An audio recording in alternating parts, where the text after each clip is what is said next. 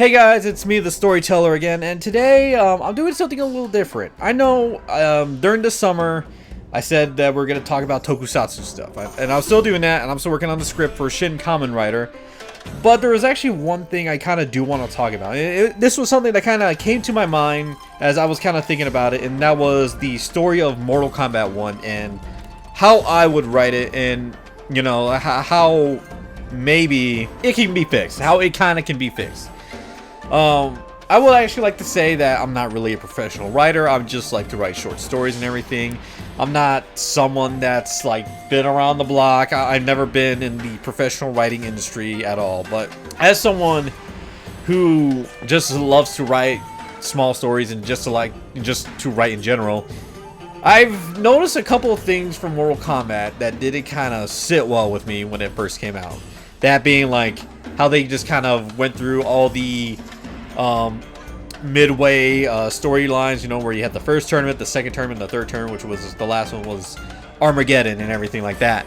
But I think when they showed that and we just kind of went through all three of those in like a couple of hours, not letting everything kind of just like sit in Mortal Kombat, I thought to myself, what is some way that I would actually write this? How would I, as someone that loves to write this story, you know? So today I'm actually going through that, and I'm going to make this as short as I possibly can because, again, this is Tokusatsu Summer, not talking about Mortal Kombat December or something like that. Also, no, I'm not going to edit anything. This is just going to be all in one thing. No editing, no nothing. I'm just probably... The only thing I'm probably going to edit is just a video so you guys have something to watch while you hear me speak with my stupid voice and my idiotic idea of how to fix the Mortal Kombat 1 storyline.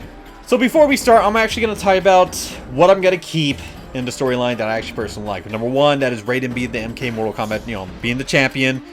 Johnny Cage and the Kenshi bromance. The Sub-Zero and Scorpion beef, that's staying. Sindel being Empress. Shao Kahn being a side villain for most of that plot. Pretty much everything from where we see Kung Lao and Raiden working on the fields up until the end of the first tournament. That's everything from there on. Basically stays the same. But the one thing I'm gonna change from that first part is how Kung Lao acts. Now, I think everybody, me included, is kind of tired of the egotistical Kung Lao. I know, right?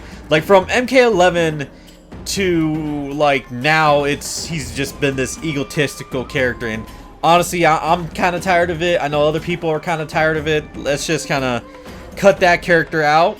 And instead, I think he should start being... He starts egotistical, but as the story progresses onward, he becomes more of that old Kung Lao. Like, he becomes that old Kung Lao from MKX. You know, he has some ego, but he doesn't...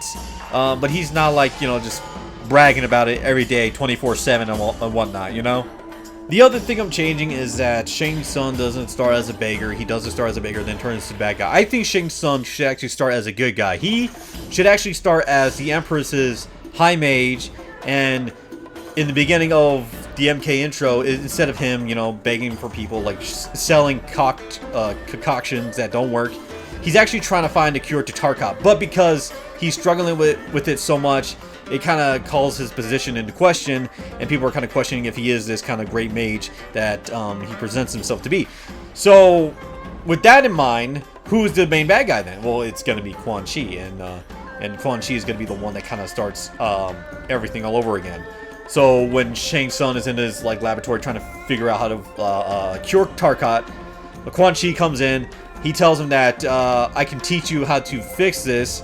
But what you're going to do is going to be some unsavory things. You know, you're going to be doing certain things that are not, you know, like something that Sindel or anybody might approve of. And he doesn't care because, again, his position is coming into question. He needs to find a cure for Tarkat. Why? It's because Sindel asked him to find a cure because Melina is infected with the Tarkat disease. Now, some people may wonder why I'm having Shang Tsung start as a good guy, and that's because I kind of like the idea of him starting as a good guy and then eventually falling from grace to become an evil guy, because he believes that his ends justify the means, that him doing all these terrible things to Outworlders justifies everything that he's doing because he's trying to find a cure for Tarkat. And I think him slowly kind of being turned away, kind of being outcasted by the Empire and by people, that he becomes this bitter bad guy. And and I think something like that would be a lot more understandable in a sense. But I don't know. I think I just like the whole fact of him being a good guy and then falling from grace, and then him being a bad guy because everybody turned their back on him because of what he was doing, but not why he was doing it.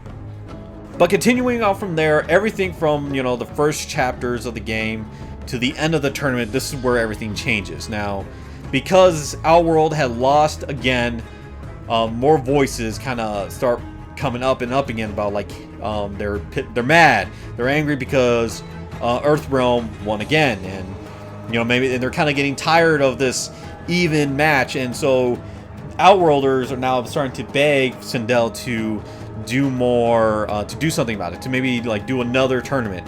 And and she's hearing this not only from the people, but she's hearing this from Shang Tsung, because besides trying to find a cure for Tarkat, Shang Tsung kind of believes that we should go to war with Outworld, or we should go to war with Earthrealm, because it doesn't seem fair, because it seems like Liu Kang is always doing stuff to quell them, or trying to find essentially Shang Tsung believes the same thing that Shao Kahn was doing, which is always hurting them to find middle ground and not letting them have independent actions and everything.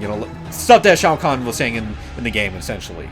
So in fear of a revolt happening, she goes to Liu Kang. She tells him hey, we're going to hold a second tournament, and we're going to have more fighters this time, and this time it's going to be on a secluded island, so we're going to have this many fighters on our side, and you can have this many fighters on your side, and we're going to finally just end this.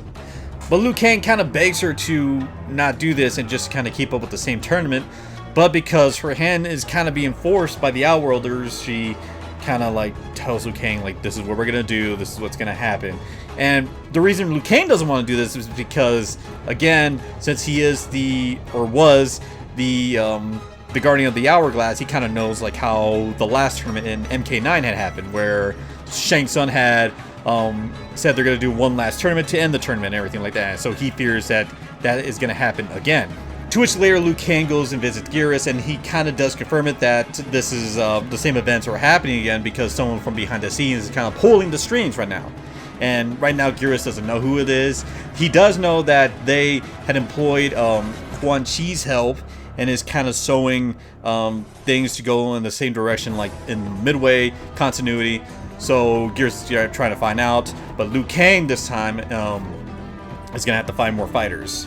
But he needs to find out what Quan Chi is planning. So instead of him sending Kenshi, Johnny Cage, and Kung Lao to our world, he sends the actual ninjas, Scorpion, Sub-Zero, and Smoke, to actually go to our world. And their whole events kind of just plays how it is in the game, except it just changes from to Scorpion, Sub-Zero, and Smoke. And so Earthrealm has two new fighters, which is Reptile and Ashura. So while those events played out, what are the other guys doing while, Hanzo, Scorpion, and them are in Outworld? Well, Raiden and Kung Lao go back to Fujian, and this is where we actually get to see Raiden's sister, who is, I'm pretty sure everybody kind of guessed it if they played the game, is just basically female Fujin. And they also employed the help of another fighter, and I'm going to give his backstory in just a little bit, but I feel like this fighter kind of was brought in and was just kind of left out for some reason. I don't know why.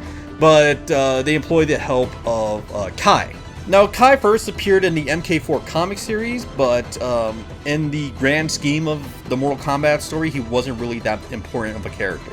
Except if they rewrite it like this, I think Kai can also become a main character, and a very good one at that. So, what's the difference between Kai from then to Kai to now? Well, Kai now was, we'll say, he was like Johnny Cage. He was someone that was rich, he was someone that was famous, but he kind of grew tired of everything. He kind of grew tired of the high life, so he decided to go and do more, live a more humble life. So he knew a friend from Fengjian, so he moves there and essentially does what Kung Lao and Raiden do in the first beginning part of the story, which is he's a farmer. But he also took martial arts lessons from Madame Bo, but both Fujin and Kai aren't really on the same level as Kung Lao and Raiden. So before they can go, Madame Bo has them do a quick test to kind of see if they're ready.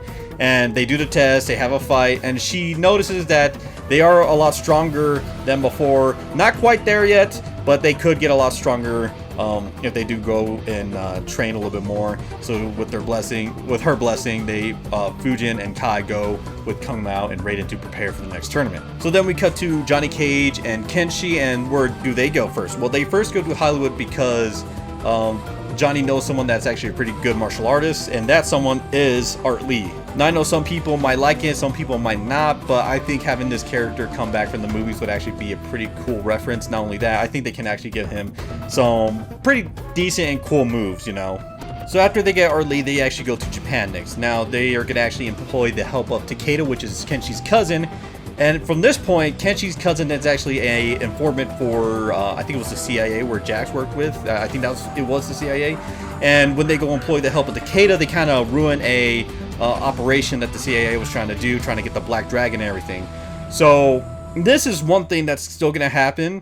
So with the Black Dragon, they're going to be fighting Movado, and gonna bring this guy back because I think some people would love to have him back. Movado and Cobra. So after they ruined the deal, Takeda, Jax, Kenshi, and Johnny had to fight off the Black Dragon.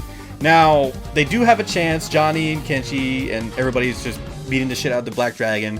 But eventually, you know, when Johnny Cage is kind of getting his ass whipped a little by Cobra, Movado will try to sneak him and throw his, I think it's the daggers he uses. He throws 2 daggers at Johnny Cage, but Kenshi pushes him out the way, and this is where the same events kind of stay the same. Kenshi loses his eyes. So as Kenshi loses his eyes, the Black Dragon try to pull one Hail Mary, and they kind of set the building up to explode, and that's when Liu Kang comes in, saves him last minute. They get him back, they heal Kenshi with his eyes. That's when Johnny Cage gives him back Sento, and then they have now a couple more fighters than they did before. And now that's basically all I've written down. This is the point where I kind of just stopped, and so, you know, I kind of want to get this out there because it was on my mind. I was writing it down, and I thought it was pretty cool, and I want to share it with you guys on how I would actually fix the MK1 story. Honestly, I think they should release more story episodes because it kind of, you know, there's a lot more characters in Mortal Kombat. They just don't use these characters in anything else. They stick with the main ones.